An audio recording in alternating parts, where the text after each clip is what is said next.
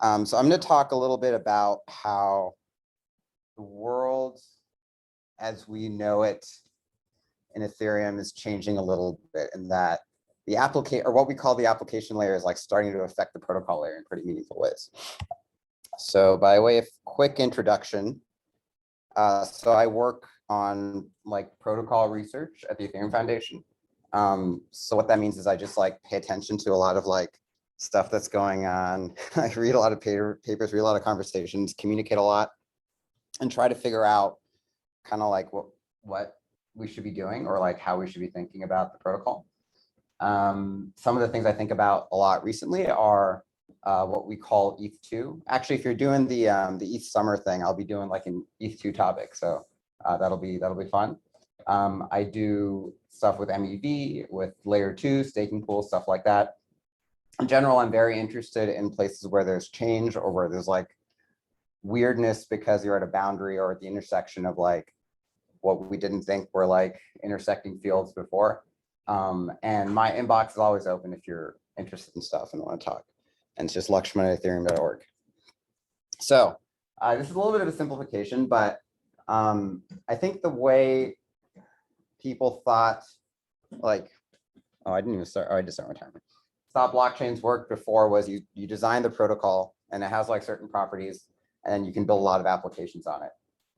And this was always the case, but I think, you know, when 2020 happened and DeFi blew up and like a lot of activity started happening and a lot of liquidity started pooling in application layer contracts in Ethereum, it became clear that there are like a bunch of ways that actually things on the application layer could affect the protocol or consensus layer, which is kind of weird. You know, like I think it's been sort of like a mental refactoring for me, for sure. Like it definitely felt like those two worlds were separate for a long time, but now it's like maybe they're the same, and maybe it's like maybe we have to assume that people who are validating on ETH2 are also like somehow involved in market making in such and such thing or whatever. I don't know, but I want to talk about 3 specific examples where this is the case. But more importantly, I'm just trying to like suggest the idea that this is now the case, and I think it's like a fun thing to think about and a very important thing to think about because it'll probably influence a lot of protocol level decisions.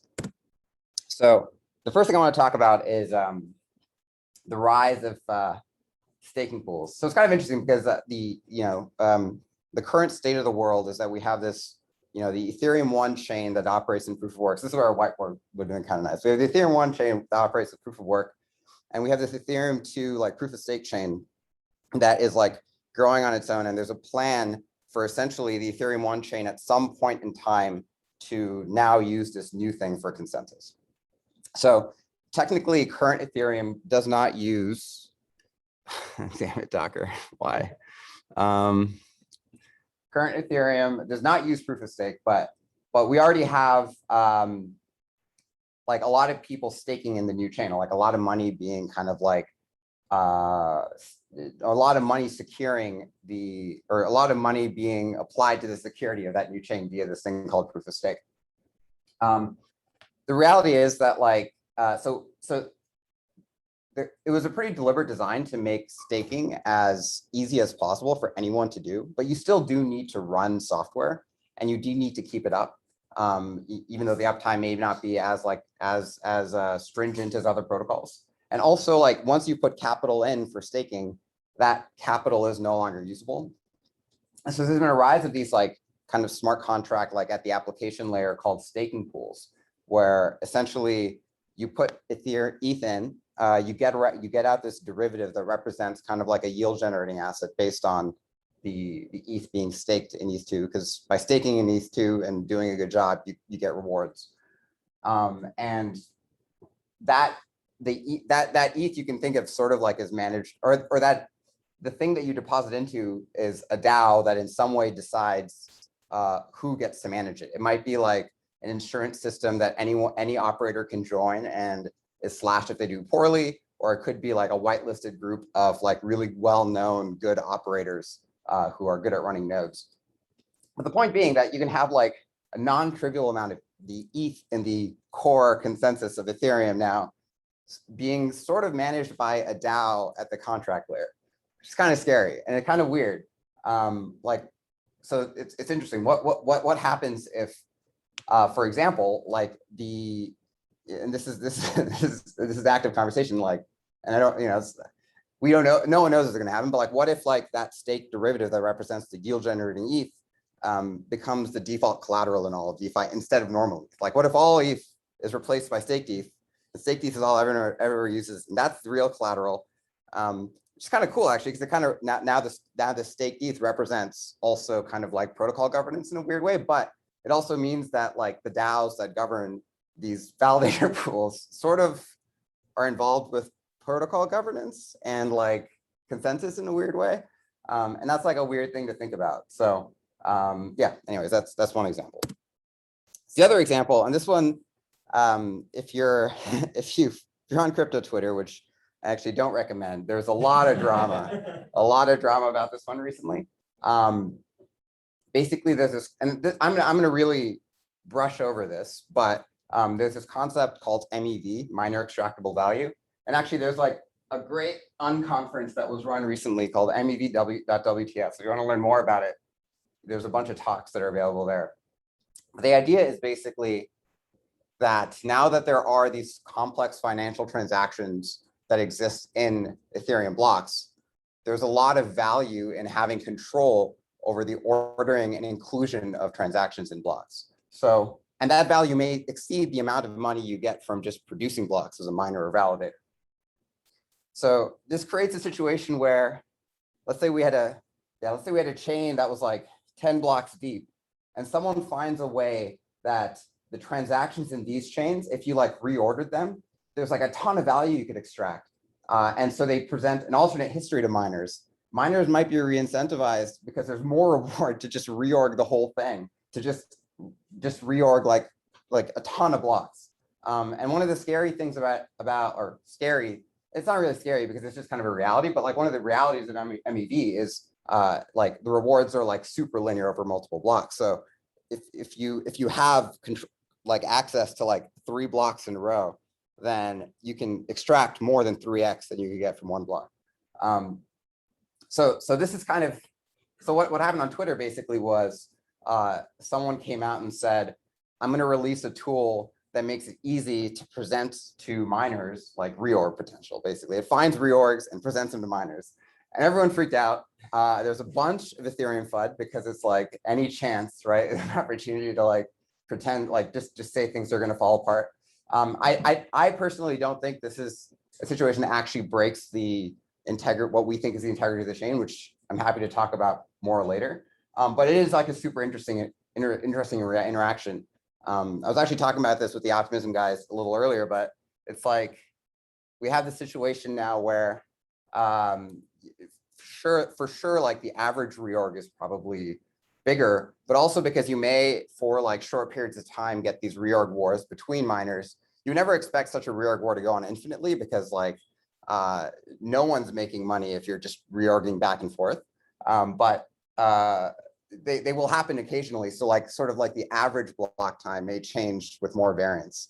Basically, like the reality of like what we thought like the properties of the chain are different because of something happening in applications, because of these properties of like the exchanges and lending protocols and stuff that mean that like reordering transactions a certain way gives you some value there because you front ran some trade or something like that. So that's kind of cool. And a third example, this is an example of like thinking about why MEV may change the way we design kind of like protocol consensus systems. So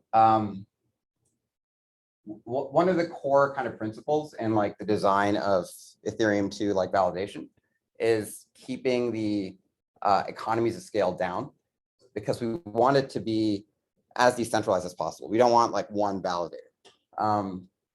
But the reality of MEV extraction is that there are massive economies of scale, because it's kind of like running a prop trading or shop or something like that. There's just like very maybe NP hard problems and basically trying to find the maximal MEV in a set of transactions.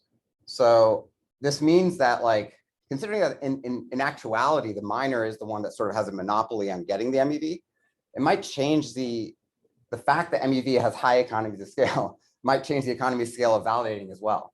So this is actually like an active research area right now. There's like, this is like a post Vitalik did, and this is like a PR in these two specs. It's very experimental, but it's sort of exploring the idea of literally separating out the role of validator into a proposer and a block builder. So the block builder here would be the one who sort of has high economies of scale. And we might expect like the trading firms of tomorrow to be doing that. And we may, hopefully this role is more of an everyman role. So this is a weird example because it's like this thing that happening at the application layer is literally changing how the protocol itself needs to be constructed. Yeah, so those are 3 examples. You know, like if you really step back, this isn't that surprising. It's kind of like having to change properties of like your computer architecture because of new applications you discovered or something like that. But it is a relatively new and I think pretty active area of research to find more of these because the application kind of layer is blowing up for the first time. So yeah, this is something I'm pretty interested in. Finished in 11 minutes. So if you have questions, I can take some questions. I also have one more example I just remembered if people are interested. I can just like talk it out. Yeah. So does anyone remember FOMO 3D from, yeah. So this game where you basically, you could buy a ticket and if you were the last ticket and like some amount of time had passed, you got all the money that had been deposited. So you could deposit money and you could extend the timer by depositing money, and the timer ran out, the last person to deposit money got all the money. And so it ended in a pretty kind of anticlimactic way, but I think at the time when it kind of launched, a bunch of people were like, oh shit, is this the end of Ethereum? Like, will this ever stop? Like, is this pot just gonna grow until it gets so big that miners will just halt the chain? Is like, that's what's gonna happen? And I thought that was, at the time, I was like, oh, that's pretty mind bending, right? Like that's something in a smart contract could literally affect the economics of mining or validating or something like that. So another motivating example. One interesting note on FOMO 3D is, in theory, the way that it would play out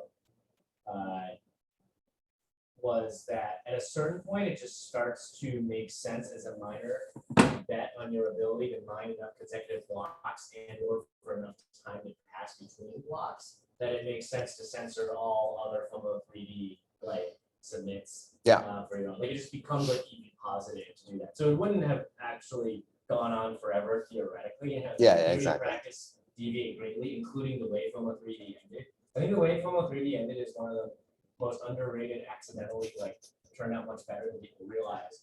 Because what happened was somebody basically analyzed all the bots that were playing and figured out a way to trick them in a way that wouldn't have worked even a second time. And it was super primitive too. It was a very basic thing. You can probably go into even more detail. Well, the reason this was very lucky was because it ended the game earlier than people thought and made people think that FOMO 3D wasn't like as broken as it was. But I don't think either of those were true. I was actually very surprised that the second instance didn't get enough interest. But I think the air kind of just got let out of the balloon after the first one because most people also got bored of playing and they realized that bots were clearly going to win. So there was never another instance that built up as much momentum as the first one. We're kind of lucky that somebody caught exploit, just were able to beat the bots early. Yeah, I think it would have been a $50 million payout instead of like I think it was like a $5 million payout or something, order of. It might have also changed the practical perception of the game. There was no reason the next game shouldn't have been as like interesting other than people just lost interest, relatively speaking. Totally. It actually reminds me of the conversation you were having yesterday where it felt like hard forks or something like that. It felt like this thing that happened that like everyone was like, oh, what's going to happen if that happens? And then it happened. And it was like, okay. Well, also the thing that people were really worried about did not happen, which was minor censorship too. Yeah, that's true. That's a good point. I mean, you can't really predict stuff in blockchain. So it's like, it might have been better if a miner censored some stuff and it triggered that discussion earlier. Or it might have been worse because the chain, I don't know, the ecosystem wasn't mature enough to have that discussion. It's very hard to predict, but it's another one of those like butterfly effect type things in history where because the crazy thing didn't happen, it's easy to think like, oh, it couldn't have happened. I think it was quite close to happening. I'm very surprised that none of the bots, like all those bots were all had the same basically issue. It was actually like just a very like one-off feeling situation that had longer term consequences. Yeah, it's like maybe if they made the deposit size a little bit bigger, it would have grown big enough that the bots would have been a little bit more sophisticated. You know, like, Yeah, exactly. like who even knows? Of that sort. Cool. Any questions or thoughts? What was the winning strategy? I think it was something just like,